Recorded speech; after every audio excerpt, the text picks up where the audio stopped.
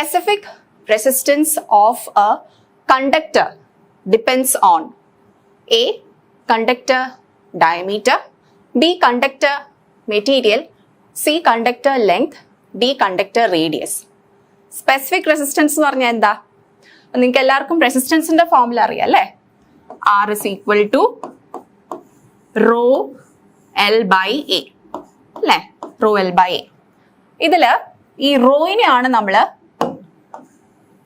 Specific resistance എന്ന് പറയുന്നത്, അല്ലെങ്കിൽ resistivity, specific resistance, or it is called as resistivity. ഈ റെസിസ്റ്റിവിറ്റി എന്ന് പറഞ്ഞാൽ എന്താ? ഇത് ഒരു മെറ്റീരിയലിന്റെ അല്ലെങ്കിൽ ഒരു കണ്ടക്ടറിന്റെ ഇൻഹെറന്റ് പ്രോപ്പർട്ടി ആണ്. അപ്പൊ ഈ ഇൻഹെറന്റ് പ്രോപ്പർട്ടി എന്ന് പറയുമ്പോൾ ഏതെല്ലാം ഫാക്ടേഴ്സിലെയാണ് റെസിസ്റ്റിവിറ്റി ഡിപ്പെൻഡ് ചെയ്യുക? ഒരു കണ്ടക്ടർ എടുത്തു കഴിഞ്ഞാൽ 3 ഫാക്ടേഴ്സിനെയാണ് മെയിൻ ആയിട്ട് ഡിപ്പെൻഡ് ചെയ്യുക. ഒന്ന് കോമ്പോസിഷൻ,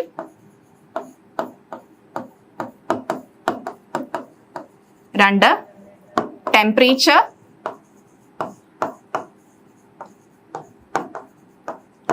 മൂന്ന് പ്രഷർ. അപ്പൊ ഈ 3 ഫാക്ടേഴ്സിനെ ഡിപ്പെൻഡ് ചെയ്തുകൊണ്ടായിരിക്കും ഒരു മെറ്റീരിയലിലെ സ്പെസിഫിക് റെസിസ്റ്റൻസ് അല്ലെങ്കിൽ റെസിസ്റ്റിവിറ്റി വേരി ചെയ്യാം. അപ്പോൾ ഈ ഫോർമുലയിൽ നിന്ന് നമുക്ക് സ്പെസിഫിക് റെസിസ്റ്റൻസിനെ എങ്ങനെ ഡിഫൈൻ ചെയ്യാം? Rho is equal to RA/L അല്ലേ? അപ്പൊ ഇതിന്റെ യൂണിറ്റ് എത്ര വരും? It is ohm metre. എങ്ങനെ വന്നു? റെസിസ്റ്റൻസിന്റെ യൂണിറ്റ് നമുക്കറിയാം, ഓംസ് ആണ്. Area metre square, length of the conductor വരുമ്പോൾ മീറ്റർ. സോ ഓം മീറ്ററിലായിരിക്കും റെസിസ്റ്റിവിറ്റിയുടെ യൂണിറ്റ് വരിക. So resistivity of a conductor or a material is the resistance offered by that material, okay, having 1 meter square area and length 1 meter when a certain voltage is applied to it. അങ്ങനെ നമുക്ക് റെസിസ്റ്റൻസിനെ standard ആയിട്ട് define ചെയ്യാം. Okay, so അപ്പൊ ഈ ഒരു ക്വസ്റ്റനിൽ ഇത്രയും theory പറഞ്ഞു പോയത്. ഇതിൽ നിന്ന് പല സബ് ക്വസ്റ്റ്യൻസ് നമുക്ക് എക്സ്പെക്ട് ചെയ്യാം. റെസിസ്റ്റിവിറ്റിയുടെ അല്ലെങ്കിൽ സ്പെസിഫിക് റെസിസ്റ്റൻസിന്റെ യൂണിറ്റ് ചിലപ്പോൾ ചോദിച്ചുകൊണ്ട് ഒരു ക്വസ്റ്റ്യൻ നിങ്ങൾക്ക് എക്സ്പെക്ട് ചെയ്യാം. അതുപോലെ തന്നെ ഏതെല്ലാം ഫാക്ടേഴ്സിനെയാണ് സ്പെസിഫിക് റെസിസ്റ്റൻസ് അല്ലെങ്കിൽ റെസിസ്റ്റിവിറ്റി ഒരു കണ്ടക്ടറിനെ ഡിപ്പെൻഡ് ചെയ്യണം, ഒരു ക്വസ്റ്റ്യൻ വരാം. പിന്നെ വേറൊരു രീതിയിൽ പറയാന്ന് വെച്ചപ്പോൾ ചില മെറ്റീരിയൽസിൽ ലൈക്ക് നമ്മുടെ conducting materials like silver, aluminium, copper, ഇതിലെല്ലാം റെസിസ്റ്റിവിറ്റി ലോ ആയിരിക്കും ഹൈ ആയിരിക്കും എന്നൊരു ക്വസ്റ്റ്യൻ വരാം. അപ്പൊ കണ്ടക്ടിങ് മെറ്റീരിയൽസിൽ ലൈക്ക് സിൽവർ, അലൂമിനിയം, കോപ്പർ ഇതൊക്കെ എടുത്തു കഴിഞ്ഞാൽ റെസിസ്റ്റിവിറ്റി ലോ ആയിരിക്കും. ഒരു 10⁻⁸ ഓമിന്റെ റേഞ്ചിലൊക്കെ ആയിരിക്കും, ഓം മീറ്ററിന്റെ റേഞ്ചിലായിരിക്കും റെസിസ്റ്റിവിറ്റി ഡിഫൈൻ ചെയ്യാം. സോ അങ്ങനത്തെ മെറ്റീരിയൽസിൽ അബൻഡൻസ് ഓഫ് ഇലക്ട്രോൺസ് ഉണ്ടാവും. സോ കണ്ടക്ടിവിറ്റി കൂടുതലായിരിക്കും. ഓക്കെ, അതുപോലെ തന്നെ ഇൻ കോൺട്രാസ്റ്റ് നിങ്ങൾ എടുത്ത് നോക്കുക ഇൻസുലേറ്റിംഗ് മെറ്റീരിയൽസിൽ റെസിസ്റ്റിവിറ്റി കുറവായിരിക്കും, കൂടുതലായിരിക്കും. 10⁻20 ആ റേഞ്ചിലായിരിക്കും റെസിസ്റ്റിവിറ്റി. അപ്പോൾ they have less abundance of electrons and it will not be acting as a good conductor. So പല രീതിയിൽ ഈ ക്വസ്റ്റ്യൻ നമുക്ക് ഫ്രെയിം ചെയ്യാം. സോ എന്തായാലും എൻ്റെ ഉത്തരം നിങ്ങൾക്ക് കിട്ടി. കണ്ടക്ടർ ഡയമീറ്ററിനെ അല്ല ഡിപ്പെൻഡ് ചെയ്യുന്നത്, ലെങ്തിനെ അല്ല ഡിപ്പെൻഡ് ചെയ്യുന്നത്, റേഡിയസിനെ അല്ല. It is depending upon the conductor മെറ്റീരിയലിനെയാണ്. മെറ്റീരിയലിന്റെ കോമ്പോസിഷൻ, ടെമ്പറേച്ചർ, പ്രഷർ, ഈ 3 ഫാക്ടേഴ്സിനെ വെച്ചുകൊണ്ടാണ് specific resistance of a conductor vary ചെയ്യാം. Okay, yes. സോ ഇതിന്റെ ഡീറ്റെയിൽസ് കുറച്ച് ഞാൻ തിയറി ആയിട്ട് കൊടുത്തിട്ടുണ്ട്. Depends upon the composition, temperature and pressure, നേരത്തെ പറഞ്ഞ പോലെ തന്നെ. And electrical conductors, good conductors എടുത്ത് നോക്കിയാൽ ലൈക്ക് കോപ്പർ 20 ഡിഗ്രി സെൽഷ്യസിൽ അതിന്റെ റെസിസ്റ്റിവിറ്റി ഞാൻ പറഞ്ഞു വളരെ കുറവായിരിക്കും. 1.77 into 10⁻⁻8 ohm metre range, or 1.77 into 10⁻⁻6 ohm centimetre ആയിട്ട് വരാം. ആൻഡ് ഇൻസുലേറ്റേഴ്സിന് എന്താണ് റെസിസ്റ്റിവിറ്റി 10⁻12 to 10⁻20 ഹൈ ആയിരിക്കും, ഓം മീറ്റേഴ്സ് റേഞ്ചിലേക്കാണ് വരിക. Okay, and resistivity of metallic conductors generally increases with rise in temperature. The temperature കൂടുന്തോറും കണ്ടക്ടേഴ്സിന്റെ റെസിസ്റ്റിവിറ്റി ഇൻക്രീസ് ചെയ്യോ ഡിക്രീസ് ചെയ്യോ എന്നുള്ളൊരു ക്വസ്റ്റ്യനും എക്സ്പെക്ട് ചെയ്യാം. It increases with increase in temperature resistivity. And semiconductors എടുത്ത് നോക്കിക്കഴിഞ്ഞാൽ like carbon and silicon generally resistivity decreases with temperature rise. So ഇത്രയും കാര്യങ്ങൾ നമുക്ക് ഈ ഒരു ക്വസ്റ്റ്യനിൽ നിന്ന് നമുക്ക് നമ്മൾ പഠിക്കുമ്പോൾ ഇൻഫർ ചെയ്യാം about what are the features or characteristics of resistivity of materials. Okay, so that's all. Now we'll move on to the second question. When 5 resistors each of 14 ohm are connected in parallel, the net resistance of the combination is. Simple question alle. എത്ര resistors ആണ് parallel connect ചെയ്തേക്കുന്നത്? 5 resistors. ഓരോ റെസിസ്റ്ററിന്റെ value എത്രയാണ്? 14 ohm. നമുക്കറിയാം n number of resistors parallel ആയിട്ട് connect ചെയ്താൽ equal value are parallel ആയിട്ട് n number of resistors. Okay,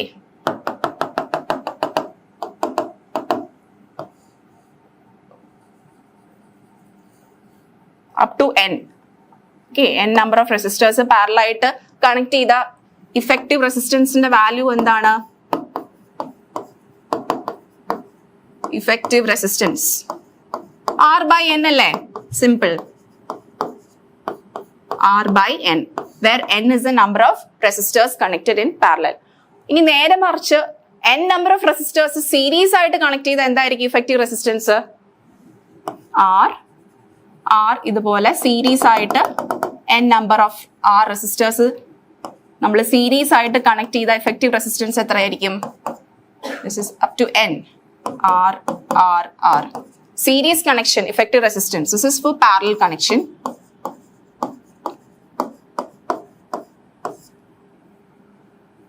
Series. Effective resistance.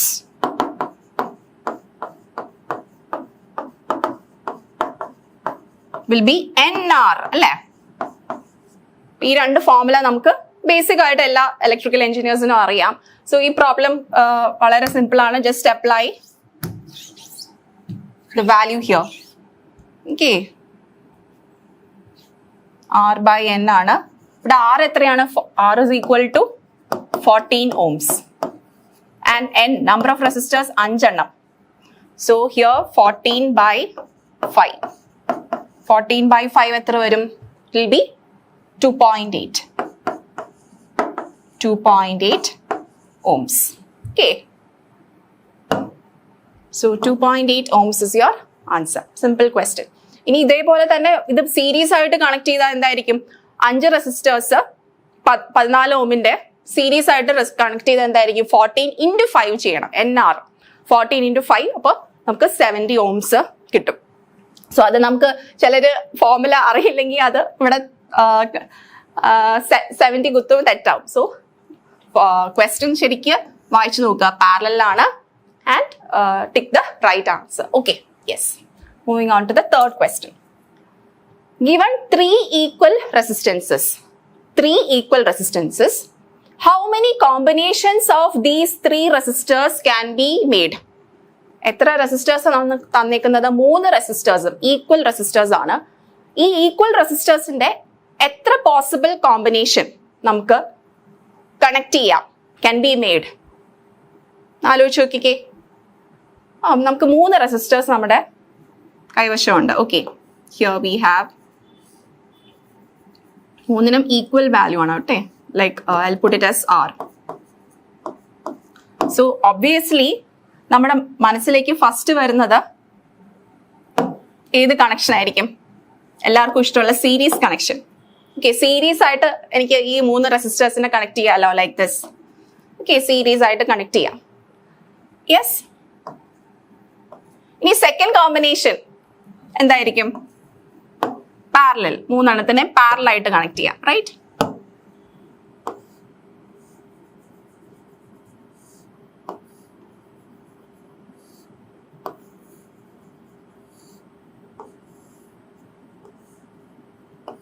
മൂന്ന് റെസിസ്റ്റേഴ്സിനെ പാരലൽ ആയിട്ട് കണക്ട് ചെയ്യാലോ. അഗ്രീഡ്? ഓക്കെ, ഇത് നമുക്ക് എല്ലാവർക്കും കിട്ടും. ഇനി മൂന്നാമത് ഇതിനെ എങ്ങനെ കണക്ട് ചെയ്യാം ആലോചിച്ച് നോക്കിക്കേ. തേർഡ് കോമ്പിനേഷൻ എടുക്കുക. ഞാൻ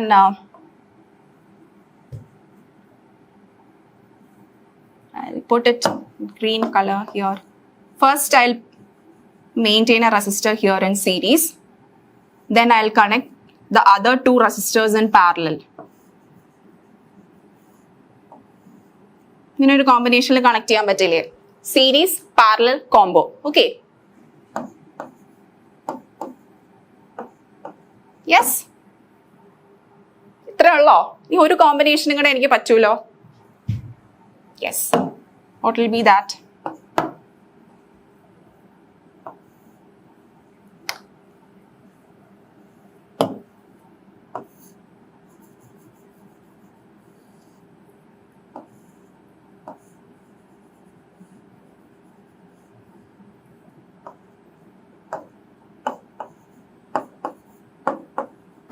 ഇങ്ങനെ ഒരു കോമ്പിനേഷന് പറ്റില്ലേ? അതായത് രണ്ടെണ്ണം പാരലൽ വന്നു, ദാറ്റ് ഇസ് സീരീസിൽ വന്നു, and that two series combination is in parallel with the third resistor. Okay, so ഈ മൂന്ന് ഡിസ്റ്റിങ്ക്ട് കോമ്പിനേഷൻസേ നമുക്ക് പോസിബിൾ ആകുള്ളൂ അല്ലെ? ഇതിന് ആദ്യം രണ്ടെണ്ണം പാരലൽ സീരീസ് കണക്ട് ചെയ്താലും ഈക്വലന്റ് റെസിസ്റ്റൻസ് സെയിം ആയതുകൊണ്ട് എങ്ങനെ കണക്ട് ചെയ്താലും സെയിം ആണ്. അപ്പൊ one is series, then other two resistor parallel, പിന്നെ two resistors in series that in parallel with the third resistor. ആദ്യത്തെ സീരീസ് ആൻഡ് പാരലൽ. അപ്പൊ ഇഫക്റ്റീവ് ആയിട്ട് നമുക്ക് 4 കോമ്പിനേഷൻസേ 3 റെസിസ്റ്റേഴ്സ് ഈക്വൽ വാല്യൂന്റെ നമുക്ക് ചൂസ് ചെയ്യാൻ പറ്റുള്ളൂ. So option A4, B6, C3, D5 ഏതാണ് answer? Option A. 4 combinations of 3 resistors can be made given 3 equal resistors. Yes. Next question ലേക്ക് പോവാം. 4th question. Nodal analysis is an application of A. KVL, B. KCL, C. Ohm's law, D. Joule's law. Nodal analysis നിങ്ങൾ എവിടെയാണ് പഠിച്ചേക്കുന്നത്? Nodal analysis or node analysis circuit തിയറിയിൽ പഠിച്ചിട്ടുണ്ട് അല്ലേ? Learned in circuit theory. Node analysis എന്താന്ന് ഓർമ്മയുണ്ടോ? Node analysis learned in circuit theory.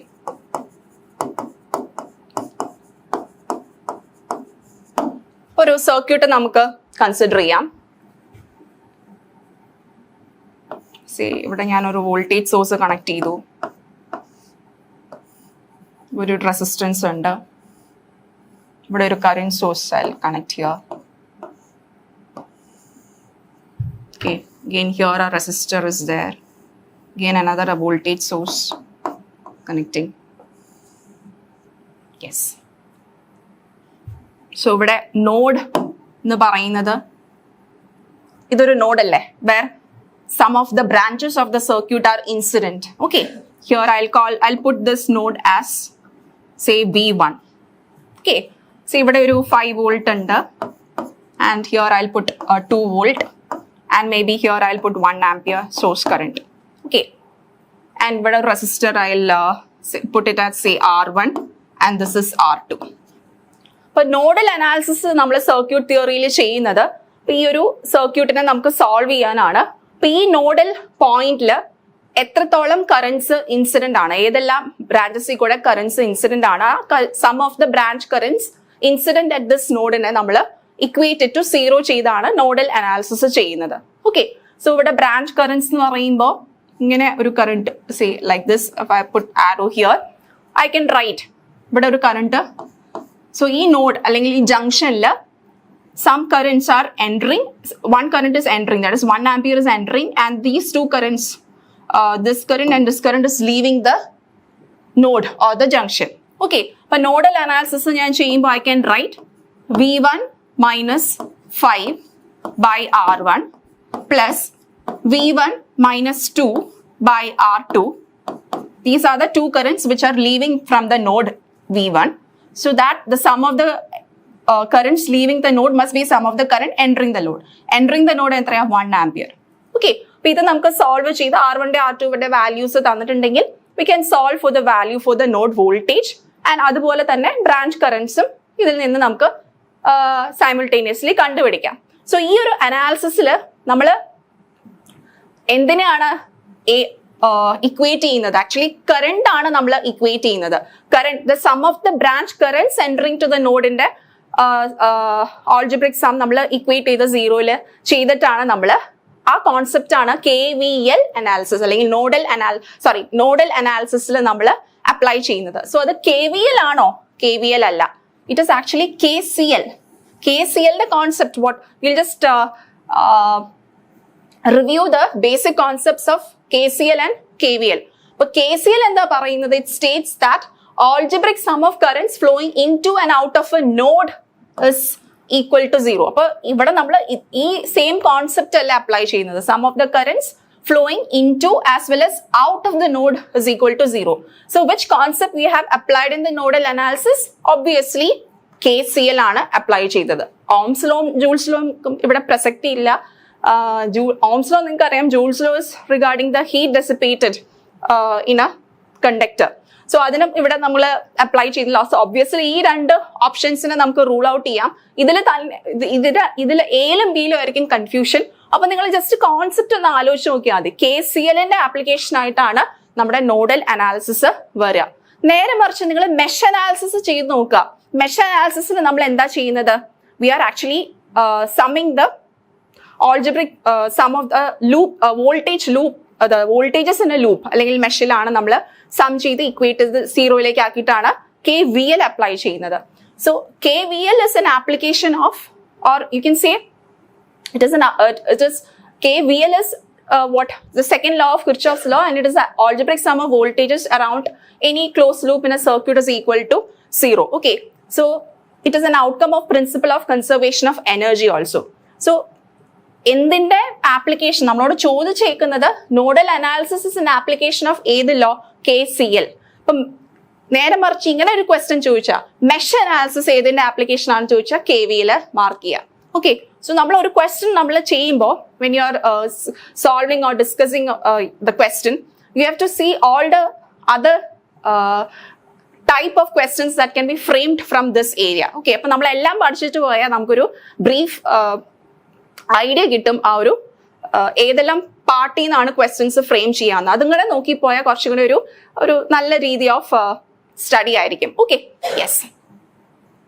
Next, so KCLന്റെ it is actually ഇങ്ങനെ ഒരു ക്വസ്റ്റ്യൻ വരാം. On what principle is KCL based on? It is based on the principle of conservation of charge.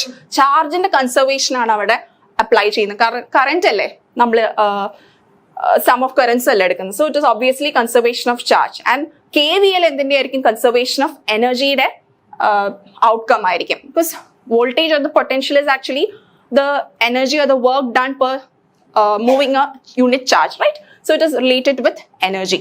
Yes, so this is KCL and KVL concepts നിങ്ങൾക്ക് clear ആയെന്ന് വിചാരിക്കുന്നു. Okay, KCL is like you are taking the sum of the currents entering into the node equal to sum of the currents leaving the node, and in KVL you are actually summing the voltages in a closed loop in a circuit to 0. Okay, yes.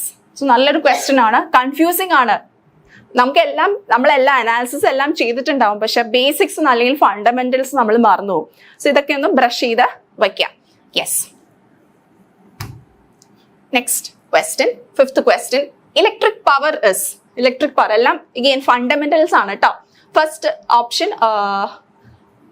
voltage into current. Second choice rate of energy. 3 rate of work done. 4th capacity to build voltage. Power ന്റെ definition നമുക്ക് അറിയാം. It is P is equal to voltage into current അല്ലേ? Voltage into current എന്നാണ്. Yes, and it is also what work done, rate of energy, rate of doing the work is also power or energy by time. ഇങ്ങനെ ഒരു definition കൂടെ ഉണ്ട്. Power is equal to energy or work done per unit time, right? So 1 is correct, 2 is correct, rate of work done is also correct. Energy and work done same ആണ്. Capacity to build voltage ആണോ? അല്ല. So 4th option is incorrect. അപ്പൊ നമുക്ക് ഈ sub ഓപ്ഷൻസിൽ നിന്ന് main ഓപ്ഷനിലേക്കാണ് question പോകുന്നത്. A1, B1 and 2, C1, 2 and 3, D all of the above. So ഏതാണ് 1, 2 and 3 ആണ്. So option C is the right answer. Yes? Okay.